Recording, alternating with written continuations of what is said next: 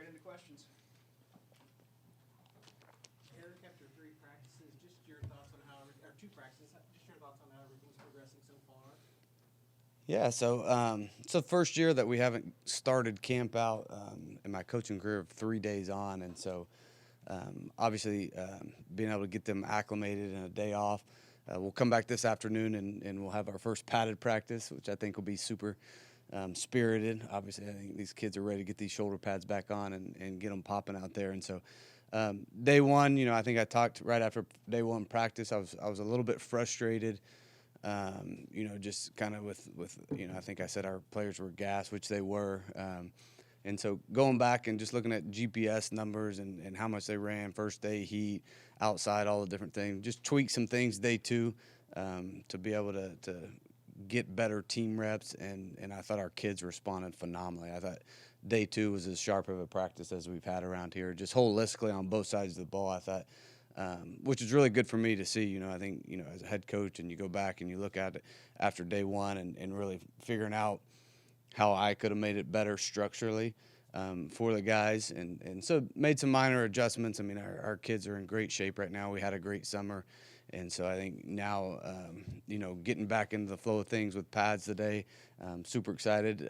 Intentionally, we're going, in the afternoon today. I think, for us to be able to use, this weather to our advantage early on in the season, I think it's important we practice when game times are going to happen. And obviously, that first game being at 2:30, important that we're used to getting out there in the heat and being able to prepare that way and get our bodies ready and avoid cramping. And then I think always the first practice and then the first game, I mean, there's obviously anxiety that's within these kids and coaches, and I think that adds to how the body responds and how tired they get. But this should prepare us for it. Hopefully, we get some hot games early and that we're, well adjusted to it and our kids can go out there and play at a high level. And so excited about, these next couple days in pads and kind of seeing some of these position battles kind of play out a little bit before we get into our first scrimmage will be next Saturday. So the next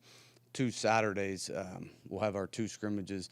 One will be in the morning at 11 o'clock, and the next one will be at 6 o'clock. So we're trying to hit all these different times a day that we're gonna play. And so yeah, it's been good. Started off frustrated. I think day 1, day 2 we went back and forth. Offense did some really good things. Defense did some really good things. And so yeah, it's been a good start. Eric, you played with one of the best receivers ever in the Big 12, and you've seen a lot of the better elite receivers in the Big 12, and really the most accomplished position group here the last 25 years has been the receiver room. So I just wondered, how do you feel about Wyatt Young and his ability to step in line with the very best guys who've played here? Yeah, it's interesting. There's obviously been good receivers here. There's been really good running backs here, too. You just look at the history of running backs. Obviously you got the big ones a long time ago and having Barry and Thurman, but then you just go down and you go walk into the running backs room and see how many really good players have played here. But, yeah, I mean, I think, Michael Crabtree and you put, him in a category, and obviously he's made maybe one of the most famous catches in college football history to beat the number 1 team in the nation. But, I think that Wyatt is continuing to elevate his game at this level. I think he's so new to play the receiver position, and so was Michael Crabtree. Michael Crabtree played quarterback in high school, so did Wyatt Young. So I think there's some similarities as far as he's only in year 3 of playing this position. And so you see right now in year 3, he's gotten so much more comfortable at the position and being able to manipulate defenders versus man coverage. Obviously, really good. Once we get him in space, he's really hard to tackle. He's a really good ball carrier. So we'll have to be strategic this year in finding ways to get him in open space. And I tell you, too, Miles Coleman has had a good of summer and start to this thing as anybody. And so for those 2 guys kind of to be a 1-2 punch, different bodies out there, and Wyatt's a bigger, stronger guy, and Miles a smaller, twitchy, fast guy. I think we'll be able to really use that combo really well. Sometimes with the portal, we've seen guys change addresses, and they were decent at one school, and then all of a sudden, it's like a light clicks on, or the change of address helps them. Can Justin Bowick be that guy? Because you can't coach 6'5", and he appears to have pretty darn good athletic traits. Yeah, I think the opportunities change everywhere you are, and I think, just when you put them on a specific roster, you see guys, kind of have these breakout seasons at different places that maybe were playing a backup role. And so within an increased role, I mean, Justin, I think he led their team in red zone touchdowns last year. So he's done it. He definitely had a role on it. Now, I think if you look at the difference of offenses and how we're going to attack people and how Illinois attack people, like two totally different schemes. And we're really going to put together some creative ways to utilize that speed and that length on the perimeter. And so he's worked hard, this whole entire summer. I got a 10-year-old that's eat up with football right now. So we come in the afternoons to the indoor just to get some drills in and all those things. And almost every time I went in there, Justin Bowick's in there, whether he's catching jugs, working on his craft. And I think just he's an older kid, but he's super committed to the processes of getting better. And I think you've really been able to see that pay off these first. And now he's got to do it in games now, right, when it counts the most. But I think his transition and catching ability has improved so much over the course of the last 4 or 5 months is something that I've been excited about. Seems like he's a new guy that Drew has migrated to pretty quick.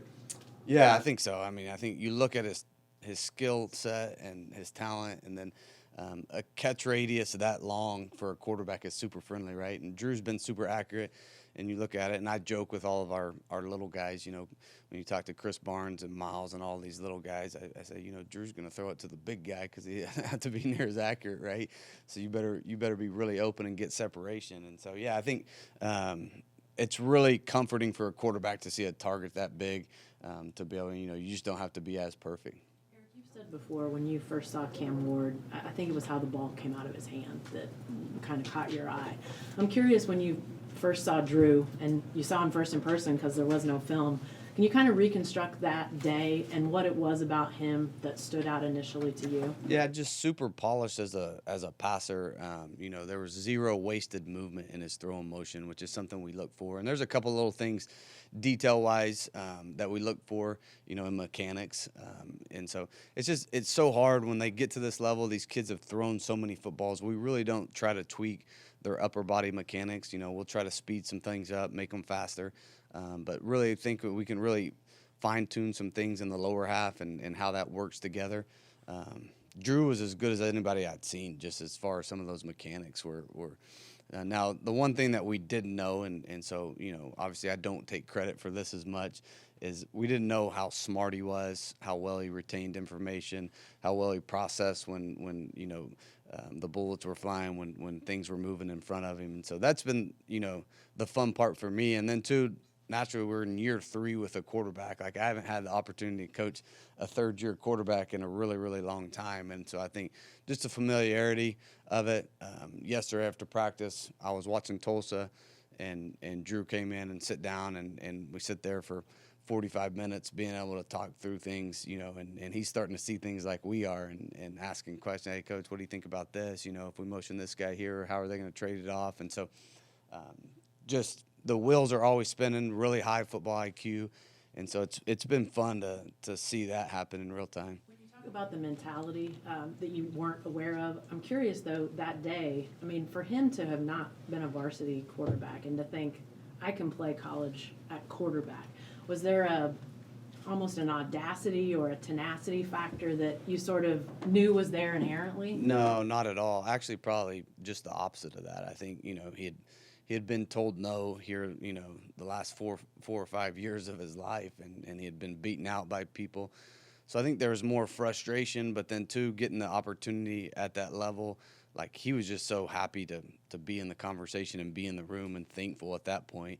And I think he was a little gun-shy at that point. I mean, I think, obviously you gain confidence by going out there and proving yourself on Saturdays.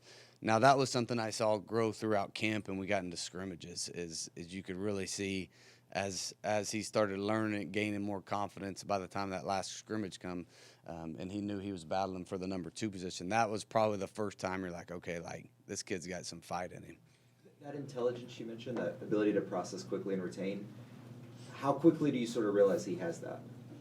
Yeah, I mean, I think it takes probably, probably a couple weeks into practice, when you really start putting stuff on them. And now you do so much in the summers, right? And so I think you're able to get further along. But there's still, and I think coaches struggle with this in today's world, is now that you're able to do more in the summers.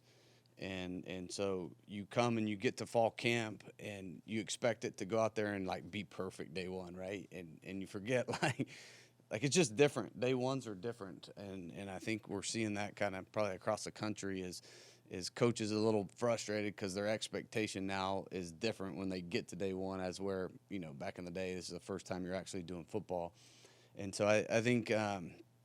For us mentally, and to it's something I have to, in a staff meeting today and yesterday morning, remind our coaches like we're still teachers right now. Like there's a reason they're still paying us. It's not like that they're going to come out here and they're going to be perfect on day one. And I think the anxiety part of any time you actually get into camp is something that we forget as coaches. And that these are 18 to 22-year-old kids, and they're still trying to go prove themselves. And there's a lot of, internal and external factors that go into that every single day. And so yeah, there's still a process to it. Still reminding our coaches that, listen, we got 25 practices to get these guys ready, and we need every one of them. Coach, speaking of new scenery, your secondary has a bunch of guys that were highly rated coming out of high school that are coming to OSU as transfers. Can you talk about your secondary unit and some of those guys?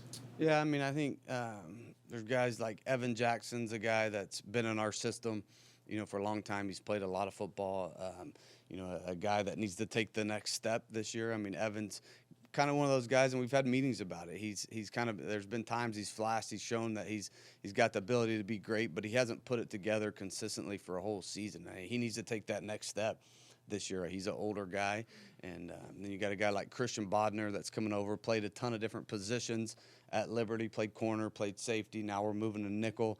I think he's a guy that is going to be really, really a household name by the end of this thing, just how well he can play man coverage in the slot. He's a great blitzer off the edge. We can be aggressive with him, tackles well in open space. Super excited. Mose Phillips, a guy that's coming in that physically has all the tools, played in the SEC, a smart kid, and he's on the front row of meetings. He's taking notes. Like he's got a veteran, mentality about himself, and then you got Quentin Hammonds, who we finally got back, who was out this spring that, we moved Quentin. He played nickel for us last year. I think he fits a little bit better as a strong safety for us. Just he's such a great tackler, and that guy's put in those positions a lot of different times, really changed his body. He had one of the best transformations, in my opinion. I mean, looks as good as he's looked, so yeah, I mean, that safety room, I mean, we kind of got to figure out who the guys are going to be and who we can count on. You like to have a little rotation when you do it. When you get into the to the cornerback room, I mean, tell of a couple different guys like Mo Horn. He's a really savvy veteran guy from right down the street in Tulsa. Played a ton 2 years ago at Texas Tech, has had an injury or two here or there, but like where Mo is, he's kind of the older veteran in the group. And then, but LaDainian Fields obviously played good at the end of the season last year when he came back, has the skill set to be great. Now he's got to be able to finish and go make some plays, and he's a guy that has a skill set that, hopefully we can eliminate a side of the field and allow him to play a lot of bump and run and man coverage out there. Now that's to be seen. I think Colin Lewis is a guy coming over, had a good season for us last year, at North Texas, continues to develop. Trudell Berry, we got in late this summer from Vandy, same things, played a lot of football, continues to get better each and every day. So, yeah, I mean, we got some guys. I mean, Kobe Foreman is a guy that is a little bit smaller, but his tenacity is unmatched out there. I mean, a guy that really loves to compete. So yeah, I mean, those battles over the course of these next couple of weeks will kind of tell, what type of playing time and what kind of rotations we're able to put on them. You picked up two kids late in the portal. I say kids. You picked up two veterans late in the portal in the secondary. Have either of those guys splashed? Because it's hard to come in really late like they did, and Yeah, one and so from Miami and one from Youngstown. Yeah, no doubt. So we have Piper that came from Youngstown. We actually got a guy, should be cleared now. Bobby Dill is a guy that got in late that wasn't here this spring. That's a junior college kid. And then we have Markeith Williams is a Miami transfer that played. So Markeith is probably getting the most playing time right now, and a guy that has kind of shown that he can make some plays for us. Played quite a bit at Miami when he got here. A little bit undersized, didn't know if he was going to play, and so he needed to put on some weight. He's a little bit skinny. He's done a nice job. I think he's gained 12 or 13 pounds right now, and so he's got to gain 5 or 6 more pounds just so his body can hold up. But all those guys should hold really good special teams value for us too, older guys, which is an important piece. And as we put this roster together and talking to the team, like, those last 5 or 6 spots on the bus are going to be for our, four-phase special teams guys. And so I think that'll be a big part of figuring out kind of what those rosters with Coach Sabota look like. Along that line, I think the roster's at maybe 113 right now. I don't know what your exact number is. I don't know how many designated athletes you got. DSAs, but, yeah. How many cuts are you actually gonna have to make before the Tulsa game? Yeah, I don't think any as of right now because of the DSAs. Do you know how many DSAs we have? 10 DSAs, so that's 10 extra spots. So actually, I think we have 2 spots left right now, technically for our roster to not make any cuts. And so, look at bringing a couple kids back that we maybe had in the spring that can fill some roles for us, and help on scout teams and practice bodies and things of that nature. But yeah, as of right now, I don't foresee us making any cuts. Jacob Sexton played quite a bit at Oklahoma, but also dealt with some injuries. What have you seen out of him, and how can he help you on the O-line? Yeah, Jacob's done a great job, especially in the offseason, just changing his body, and I think this is as lean as he's ever been. He's gotten heavy at certain points of his career. Both of our tackles, him and Lepo, are just big human beings, 6'6", 6'7", long guys. And both of them kind of have the same story is they played, they battled some injuries, and they just haven't gotten the results that they wanted, right? And so I think, as we talked about it earlier, sometimes a change of scenery is a good thing for these kids and allows them to mentally reset. Just because this game, obviously is so taxing from a physical standpoint, playing up front, and then frustrating, I think, when you get into a situation where you're a starter somewhere and you go through injuries and the frustration of feeling like you can't perform right. And so, that's our mantra this year is we call ourselves the misfits, right? And we have a bunch of people from different situations. Some are coming off really positive situations where they were great players. They got recruited at a high level. They hadn't gone through that before. I mean, you look at, Wyatt and Caleb and Drew and these guys, like those guys didn't get recruited out of high school. And then all of a sudden they have a great season. They produce at a high level and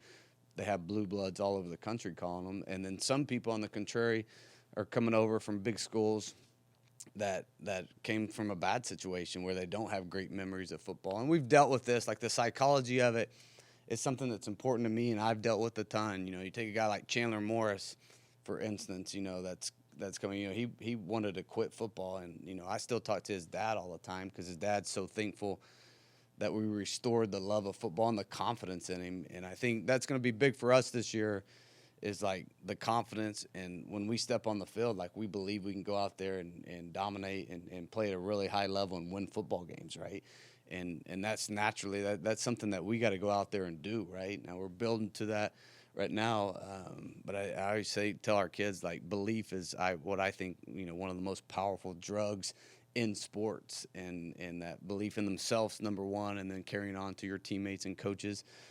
And so we'll have to work through some of that stuff, psychology. I think they have stuff in their head, some people on our team, that when they're coming from a negative situation, like I got to do a good job mentoring them to getting the belief back in themselves where they do think when they go out there they can do it at a high level. Tate is your oldest guy on the roster. I know. How old is he? I think he's 25. If I did my math. Married, kids, the whole 9 yards. I know you didn't. I know you didn't bring him here because he's the oldest guy. But how does that factor in when you've got a guy who is a little bit older and, obviously he's had some football years, but just some years that he brings to the table. Yeah, I think there's just a different level of maturity with some of those kids, and two, it's fun for me to watch. Tate, sitting next to a really young linebacker that's just got to college and their social lives are like completely opposite, and they're thinking of one of them's thinking about what his 1-year-old's doing and finally walking, what they're eating, how do I need to send my flowers to my wife right now? There's so many different things and then the other guy sitting right next to him going through the same thing on a day-to-day basis, is trying to figure out, who the pretty girls at the sorority house are that just got on campus and all the different things. So I think it's cool for me to see them start having connections, and I think, he almost like another older brother mentor and help them through, the different things that come along with being a college athlete and the time constraints and time management. And so that's been the cool thing for me, is seeing the kids at like really different spectrums of their life right now, and then how they can help one another and form a relationship. Looking at a couple other offensive linemen, what do you like about Joseph Hansen on the interior, and then where do you kind of see Braden Nelson fit in? Yeah, Braden Nelson's still working back from an injury right now, and so hopefully, it's on a timeline that, we're staying super aggressive with it. Like, there's still a chance he could play in the first couple games, and then realizing too, like, it's not a thing that we're gonna push on Braden either. Like, with the new rules, 5 for 5, he's a guy all of a sudden you look at your roster, and he's got 3 years left all of a sudden, and super valuable player. He can play inside, he can play outside. He's done both for us in the past. And I think Hansen's similar, right?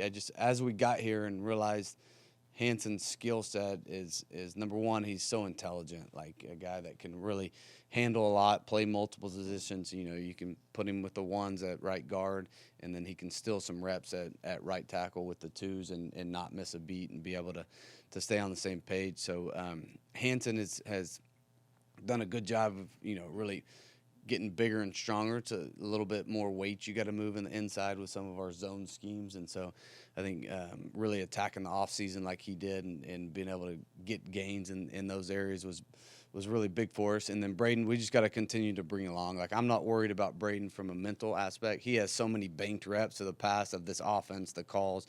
Nothing changed for him, right?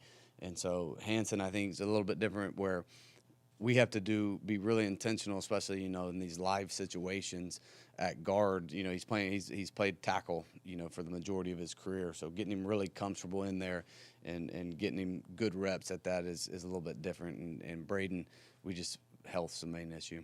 Thinking about this in the spring, how fine a line is it in the month of August to be physical when you're trying to evaluate players and then getting ready for the season? Yeah, I mean, physicality's, arguably the most important aspect to this game of football, right? You're talking about the two most important things we talk about with our players on a consistent basis is like blocking and tackling. Like, those two things are just critical in all three sides of the football, right? Even special teams wise. And there's a physicality that comes along with that. And that's something that, there's certain guys on our roster that we've seen it, right? And we've seen enough. And so as we get into it, they might be super limited because there's video evidence of them going out and doing it at a high level. And so, Caleb Hawkins, for instance, is super physical running back and hard to tackle. And so he's someone like I don't need to see get tackled 25 times in a scrimmage. I've seen it enough and know we're going to put a heavy load on him. So we'll push some of those to the other guys. But it's super important just as a team, I think, that – as we get in it today and inside drill starts up today, like those are super important things. That's one thing that's way different from me and my philosophy than an air raid, disciple like Leach. Like, if he looked at my script today and saw how many plays I was doing of inside, like he probably wouldn't agree with it much, right? He'd spend that time playing a little bit more 7-on-7. And so I just think, anytime you can force your will on an opponent and run the ball to finish out football games, and on the other side when you can stop the run. I've been a part of teams where we've been really good on offense, can't stop the run, turns into long seasons for you. And so it'll be something that's definitely a huge part of this camp. As a former receiver, have you always been pro run game, or is that something you sort of had to develop as your coaching career? Yeah, developed as time's gone on. I think I really studied the first time when I became a head coach at Incarnate Word. I think I was tired of, at Texas Tech, multiple times being the number one offense in the nation and it not having any championships that come along with it. So I did a big study that year, and really I studied there was people winning championships that they would call, that they're throwing the football and spreading it out a little bit. The Clemsons at that time, were throwing the ball a ton. LSU at that time was throwing the ball a ton and winning championships.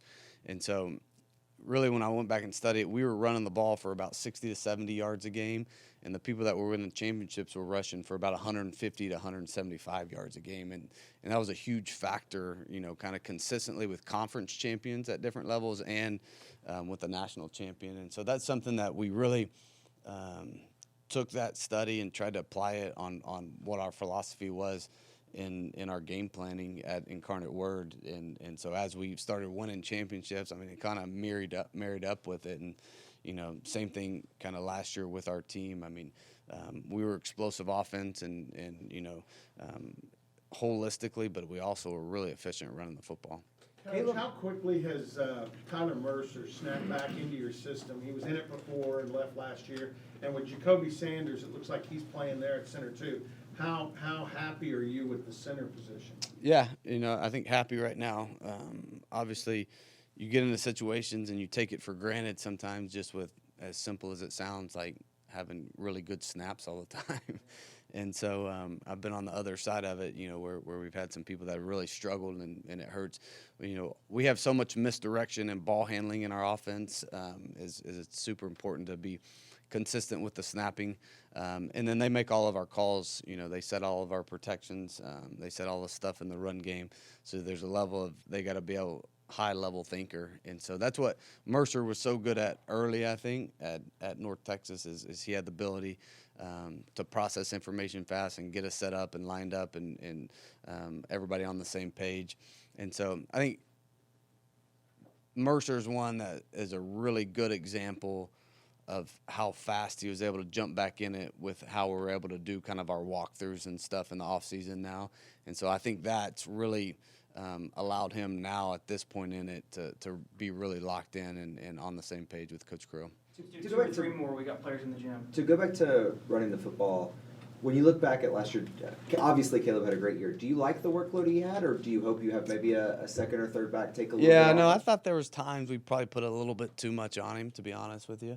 And it came back, he got hurt the first drive of the conference championship game, and it changed the outlook of what was going on. And then, it wasn't smart for me. And then the second drive of the game, I leave him in because he's as tough as anybody. He's never going to tell you he can't go. That's just what type of kid he is, which I respect that.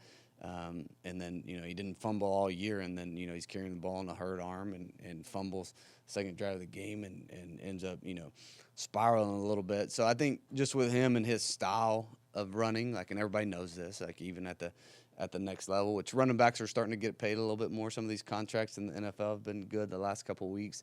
But it's still not like an elite wide receiver right now. And so I think understanding that and his running style, they only have so many carries in him. We want to have a rotation, and we want to be able to have some of these guys kind of take the workload off of him at times. What do you think about the new 5-for-5 rule? Yeah, I think it's awesome. Now, what's it going to look like with, obviously we got to get to a point where,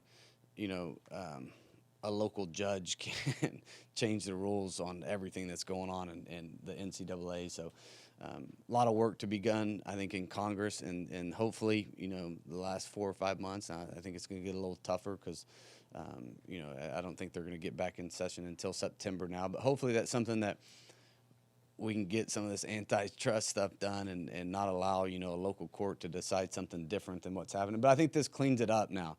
And it's simple. It's 5-for-5. Obviously, it takes all the waivers out of it. It takes all the thinking. This is something I think should have done long ago and allowed these guys to it's going to be a lot easier for us with young players and guys that are kind of playing a little bit but not enough. They can help on special teams. And I think Caleb was a good example on that early last year. We didn't know how much he's playing, so we were on a program to see what we were at after 4 games. If he's playing enough, you redshirt him. If not, just for the kids' sake, right? You want to do right by the kids, and a kid that ends up, being an All-American for us. But at some point, it's easier for coaches just to play the best players for 5 years. Eric, the Big 12's This on will be the an last incredible run of parity, 6 different champs, 6 years. Your alma mater's trying to change that narrative. how do you see the Big 12 race? Has Tech separated themselves as clearly the big dog in this conference? Yeah, I think this year tells. I mean, they had one really good year, and I think they built, another good roster from the looks of it. But that's a cool thing about this sport, and I've always loved, and just my mentality, and quite honestly, I have little man syndrome, and so I've had it my whole life. Is this a sport you got to come out, you got to prove it year in, year out, right? And I think nowadays with revenue share, NIL, transfer portal, it's created a ton of parity, and I think fans love parity, and it's healthy for the sport. And I think the NFL's been that way for a while now. There hasn't been a true dynasty in the NFL for a while now. There's all these new teams each and every year that are up there at the top, and so I think it creates that. I think obviously you look at what Houston did last year. I think you look at what BYU did last year, what Utah's been able to do for the last 15 or 20 years. What Arizona State did 2 years ago. Like, there's a lot of things that say, hey, like, there's going to be some dogfights this year, and you got to go prove it and earn it each and every week. And so yeah, I think obviously Tech's been in the media for some different reasons right now. But they're the reigning champs. That's who everybody's chasing right now, and you're going to have to prove it one way or another, whoever is deemed the champion at the end of this thing.